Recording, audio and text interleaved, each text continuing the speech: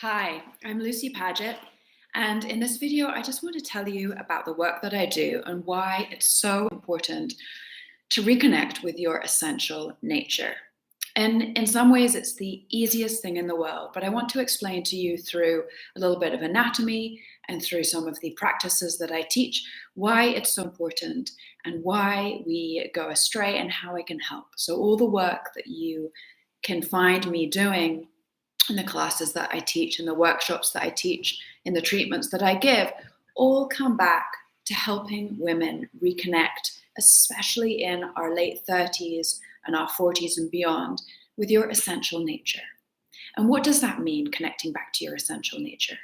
Well, it's really the feeling of you that you love, the feeling of you that you connect with when you are in a space where you click in to the you that you love versus the you that is tired and maybe a little bit bitchy. So, for example, this morning I was going for a walk and I took myself out for a walk because I was feeling overwhelmed. I'm in the process of building a beautiful farmhouse and I couldn't be happier. And yet, the to-do list of the things to do, the furniture to buy, etc., was just feeling like too much. And so I went into the jungle where I live in Nicaragua with my dog. And I was walking and I walked for maybe about 20 minutes. And here's a really important tip for you. It takes about 20 minutes for us to get recentered. So when you're feeling off, when you're feeling stressed, if you have a wellness or a movement practice or a meditation practice, it's going to take 15 to 20 minutes just for you to kind of realign and for your nervous system to get balanced. And that's part of the work that I teach, is an understanding of how stress can affect our nervous system, how trauma can affect our nervous system, and how that happens to all of us, and how we can rebalance. So we have the two branches, the parasympathetic, sympathetic sides of the nervous system, plus a more advanced part of the social nervous system. It's called the polyvagal theory, which is to do with our vagus nerve. I talk about that in my video. So there's a lot of anatomy, and it's not overwhelming. It's just really insightful, and I like to teach anatomy. I'm an osteopath by trade, and so I carry that with me. So I was in the forest, getting my rebalancing, as you do, as I do when I'm walking, and I started to feel a sense at last of like, I could take a breath again. My mind started to get less hectic, less haphazard, a little bit clearer. And then I started to feel the me that I really love. And for me, my essential nature feels best, feels fullest when I'm out in the wilds, feeling as though nature can move through me, almost as though I am channeling the wild world through my being. And what I teach in my classes is a way of helping you to find your way to feeling most vibrant, most alive. And this, for us women, is so easily disrupted. All of our lives, we adapt. We have our essential self. So in a sense, it is the easiest thing in the world because your essential self never goes anywhere. It's always here. We're always trying to feel our best. And yet we have adapted through childhood, through our teenage years. We've adapted in our 20s as we've come into our professional lives, into our romantic lives. We've adapted so much as we have children and we are taken outside of ourselves to tend for others. We've adapted in our relationships. And for many of us, we get to this point where we just feel like, oh my God, who am I? I've lost myself. I was chatting to a friend of mine recently who's had all sorts of struggles with her relationship of 20 years, and she has 4 children. She has a beautiful family, and yet she was telling me that she just feels so lost, like she's just lost her place on her own map.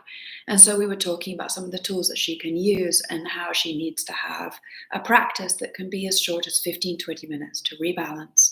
And then a contemplative inquiry into longing, into what is she desiring? Because when we come into connection with longing, when we allow ourselves a moment, and it doesn't take long, this can be just a few minutes, a moment of going, okay, things feel broken, things feel too much.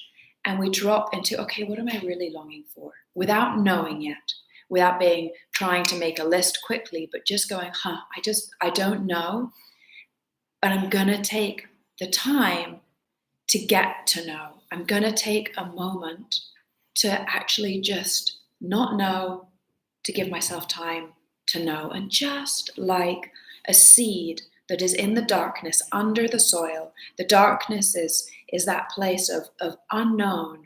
But in that darkness of our minds, there is a connection to knowing. And that connection to knowing, then, like a seed that germinates, kind of magically, miraculously, the seed knows which direction to go up towards the sunshine. And that white little tendril of seed comes and it bursts above the ground and it becomes bright green. And then it becomes whatever plant it's going to be. And it's not trying to be a daffodil if it's a daisy. It's not trying to be an oak tree if it's a sunflower. But we as humans, we sometimes try to be what we are not. So we need to remember in an embodied way. And the work, everything that I teach, and so much of what I teach is movement, because in movement we become embodied. And what I mean by embodied is just feeling within your being, not just with our mind, not being disconnected from our body.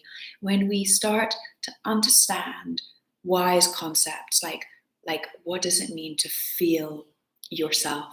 What does it mean to feel balanced? What does it mean to feel grounded? So many women that I work with are like, oh, I'm really not in touch with my body.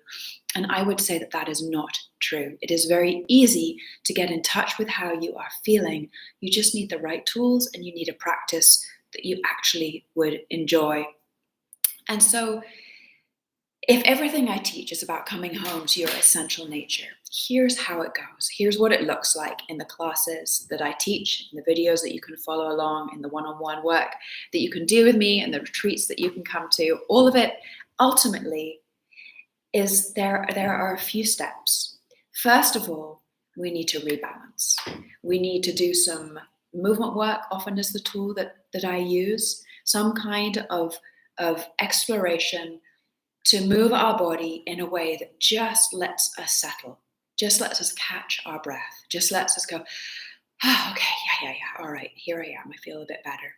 And then after that, after we've done our movement work, then we can go into a more kind of contemplative practice, which might look like a meditation or a visualization, or it might look like a journaling practice, a more creative inquiry.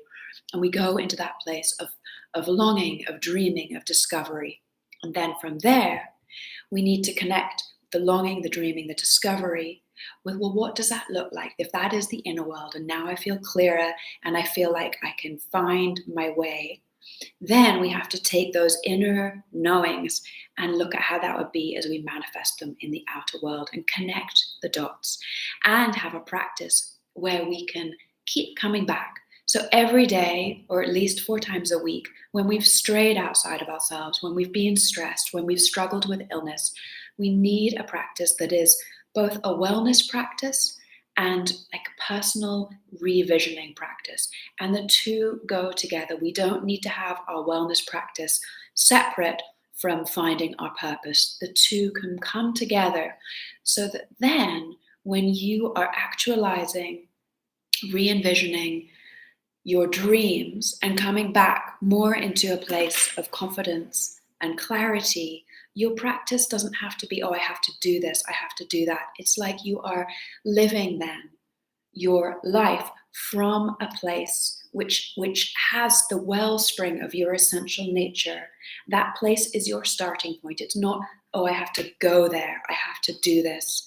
And so it doesn't take extra time, but there is like an excavation, a dusting away practice, which is all the different elements of what I teach, so that then you start to live your life day by day from this place of well-being, where there is energy flowing.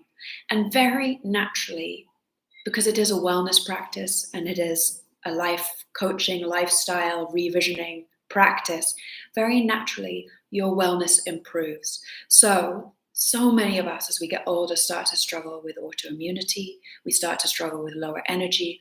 We feel the aches and pains that are part age, but also partly stress.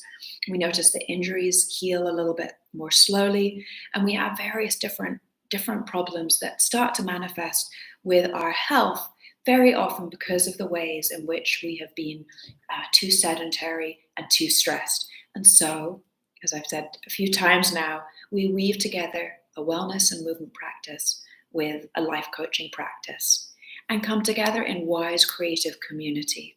So I hope that gives you a sense of curiosity to click on some of the videos that I have, some of the interviews that I have with other experts, and some of the movement and medicine classes that I teach. And I hope you will join me and take up this beautiful practice so we can work together and really start to be more embodied and more soulful in a way that is in reverence and in honoring with who you are, and then healing of your good anatomy. Thank you so much.